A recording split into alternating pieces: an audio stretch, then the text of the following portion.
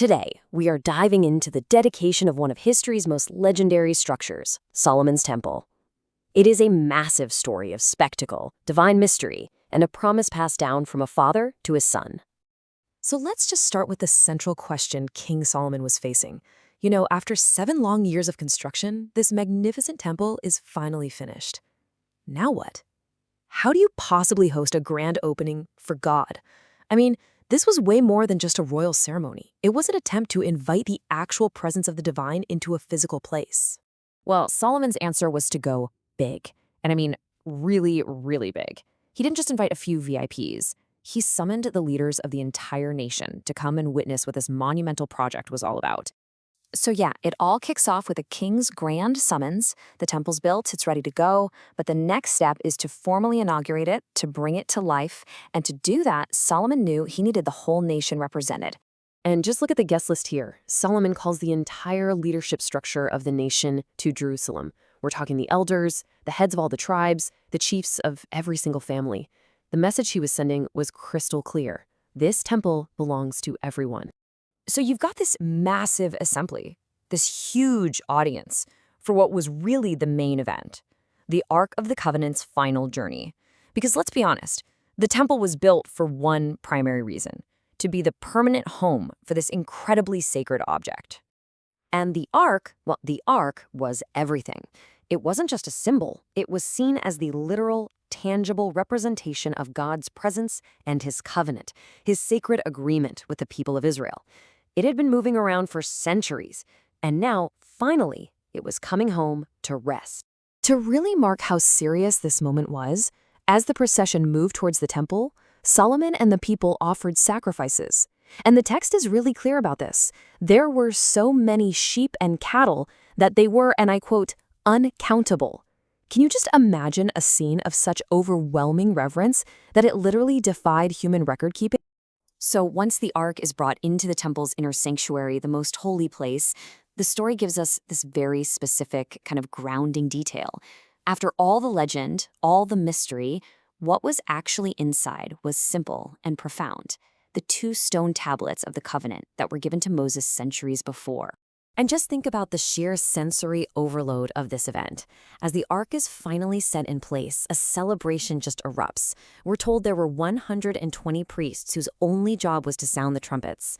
The sound must have been absolutely immense, just echoing through the entire city. And it wasn't just the trumpets. Oh no, they were joined by cymbals, harps, lyres, and a huge choir of singers. The text makes a point to say that they played and sang in unison, as one single, powerful voice rising from thousands of people. This right here is the peak of the human part of the ceremony. And what was the song they were all singing? This simple, powerful line, "He is good, his love endures forever." And as this massive, unified sound filled the new temple, well, something incredible happened. The human celebration was about to get a divine response. This brings us to the climax of the entire event, right? The people have done their part, they've built the temple, they've brought the Ark, they've offered their praise, and now we see the response. Just as the music is hitting its crescendo, a cloud descends and fills the entire temple. Now, this wasn't smoke from the sacrifices or anything like that. This was a mysterious, divine cloud, the very sign they had all been waiting for. And think about the effect this had. This wasn't some gentle mist. The divine presence was so overwhelming that the priests, the very people running the ceremony, had to stop what they were doing. They just couldn't continue. The whole human-led service came to a dead halt. And here is why. The cloud was a physical manifestation of what the text calls the glory of the Lord. It was this undeniable, tangible sign that God had accepted this house and had come to dwell there. The dedication was a success, and it wasn't confirmed by the king, but by God himself. So, in the face of this completely awe-inspiring, unexplainable event, who steps up to give it all meaning? The king, of course. Solomon takes this moment of silent awe and turns it into a moment of teaching for his people. Picture it. The entire nation is standing there watching this divine cloud fill the temple. The priests can't even move. And King Solomon, he turns away from the temple, faces this massive crowd, and begins to speak, tying everything they've all just witnessed together.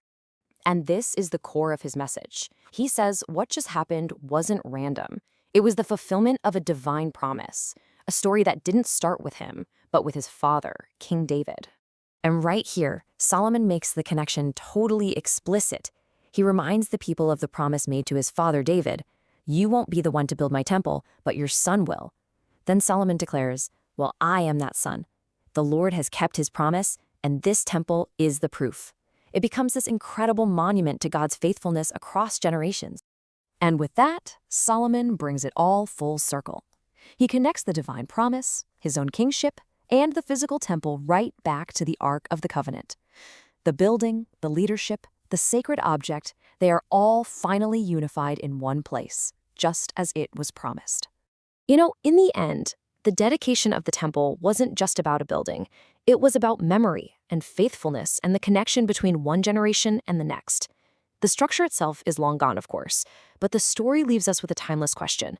When we build something, what promise are we trying to keep, and what kind of legacy are we really hoping to leave behind?